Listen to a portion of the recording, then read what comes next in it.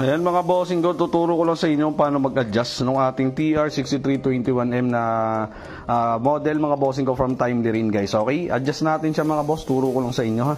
Para mga bossing ko sa mga mag-checkout nito, alam niyo na kung paano mag-adjust. So gagawin niyo lang naman mga bossing ko madam guys, alamin niyo lang yung sa pinaka-strap natin guys. Ito siya mga bossing no. Ayan, meron siyang mga arrow dyan na sign mga boss na dyan na po sa susundutin. So dito lalabas yung pin yan. So guys, magbabawas tayo ng 4 dito. No? So 4 na links kasi yung kailangan kong ibawas dyan mga boss. Okay, tansyado ko na kasi guys yung, yung sa strap natin kung ilan yung kailangan. Okay mga bossing ko, ayan, lusot nyo lang dyan yung adjuster tool natin mga boss. Ayan, may butas dyan diba? Lusot nyo lang siya na ganyan mga boss. Lalabas agad yung pinaka-pin dyan. Eto mga bossing ko, yan yung pinaka-pin niya guys. Sugutin nyo lang and then bawas tayo mga boss. Ito mga bossing ko yung bawas natin. Yan, para magkasya na sa braso natin. Okay, gawin ko lang muna to mga boss ha. So baybayin nyo na lang yung video natin. Ayan, ganyan lang gagawin guys.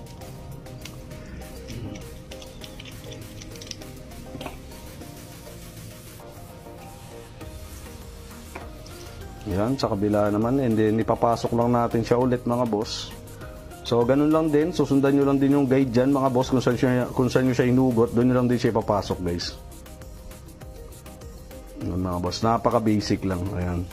Tapos, sama mo lang ng konting diin, mga boss. Pukpukin mo. Ayan. Kuha lang kayo ng plies, yung pwedeng pang pukpuk dyan. Okay, sa kabila naman, mga bossing ko, syempre, ganun din gagawin nyo, guys. Tingnan nyo lang ulit yung arrow. Ayan, yung arrow niya. Kung paano mag-adjust, mga boss. Bawas din tayo dyan ng 2. Wait lang guys. Kailangan magaling ka tumutok dito mga boss. Ayan guys. Basta may shoot mo lang naman yun doon sa pinakabutas guys no. Basic na sa'yo yan bossing.